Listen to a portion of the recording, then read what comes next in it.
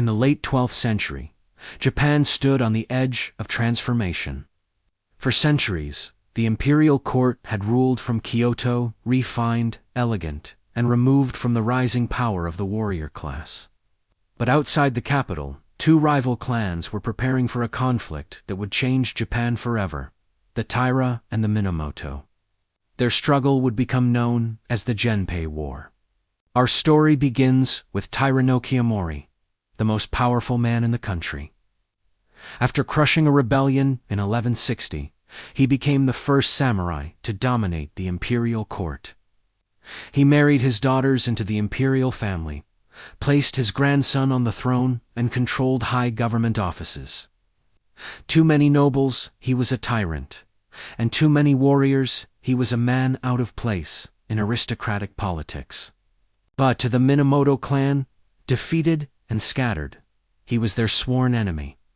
In 1180, a young imperial prince named Mochihito issued a call to arms, inviting warriors across Japan to rise against the Taira. Minamoto no Yorimasa, an elderly statesman and poet, supported this rebellion.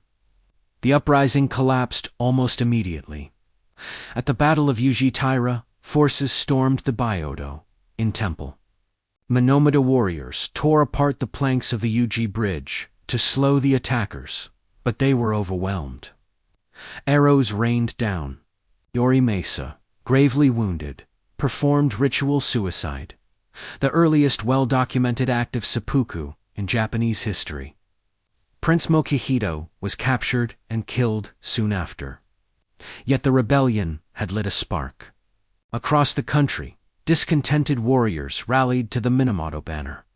Leadership fell to two half-brothers, Minamoto no Yoritomo, living in exile in Aizu, and his younger brother Yoshitsune, who had been raised quietly in a northern temple. Yoritomo was careful, political, and focused on survival. He forged alliances with Eastern warrior families and built his base of power step by step. Yoshitsune, meanwhile, had no political reputation, but possessed a brilliant and unconventional military mind. As the conflict expanded, Japan fractured. In the east, Yoritomo consolidated control and began building the foundations of what would become a military government.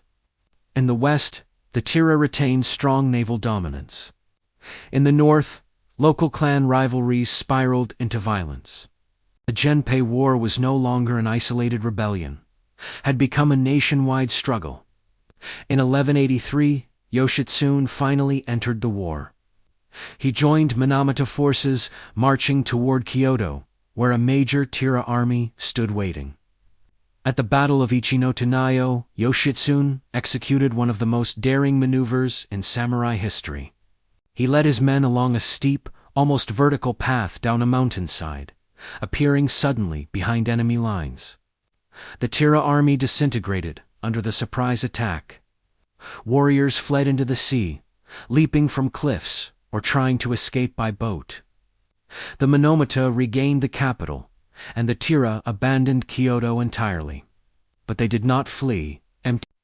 As the Taira escaped westward, they took with them their most precious possession. The young Emperor Antoku, only 6 years old, grandson of Kiyomori.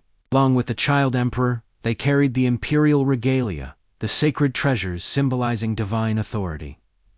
With this, the war transformed. The struggle was no longer solely clan against clan. It became a fight over legitimacy and control of the imperial throne itself. In early 1184, the Taira, now based on the island of Shikoku, believed they were safe behind strong naval positions. Yoshitsune proved them wrong again. At the Battle of Yashima, he launched a daring amphibious assault during harsh weather, landing his troops with minimal supplies and attacking the Taira base directly. The Taira fled. During the retreat, one of the most famous scenes in samurai lore took place. A Taira noblewoman set a fan atop a boat mast and challenged the Minamoto to shoot it down. The archer Nasu no Yoichi rode his horse into the surf, steadied his bow, and split the fan cleanly with a single arrow. securing his place in legend. By 1185, the Taira were weakened, but still held a powerful fleet. Their final stand came at the narrow strait of Shimonoseki in the Battle of Dunnuura. It was one of the largest naval battles in early Japanese history. Both sides exchanged arrows as ships slammed together in the strong currents. For a time, the Taira held the advantage, but when the tide literally changed direction, the Minamoto fleet gained momentum. A Taira general, hoping to save his own life, betrayed his clan by revealing which ship carried the emperor.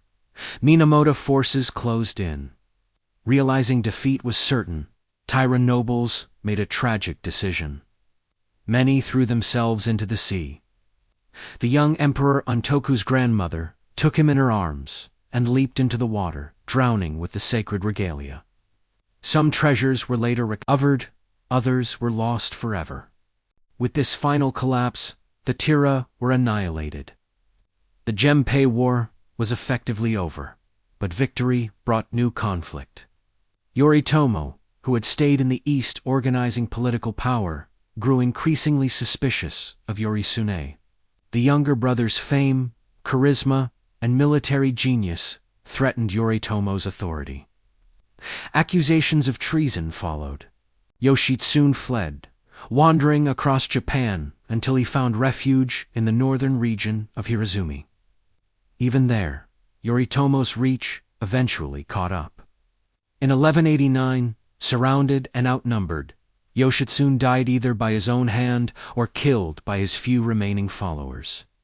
The greatest general of the war fell not to the Taira, but to political rivalry. With Yoshitsune gone and all major opposition eliminated, Yoritomo formalized his rule. In 1192, he received the title of shogun and completed the establishment of the Kamakura shogunate. For the first time, military power officially overshadowed imperial court authority. The emperor remained a sacred figurehead, but real political power now belonged to warrior leaders.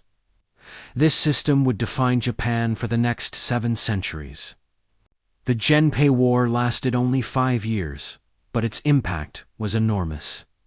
It destroyed one clan, elevated another, reshaped political power, and gave rise to legends that endured for generations. From the heroism of Nasu no Yoichi, to the strategic brilliance of Yoshitsune, to the tragic death of a child emperor, the war became a foundational story of the samurai age. And with the rise of Minamoto, Japan entered an era in which warriors, not courtiers, would determine the fate of the nation.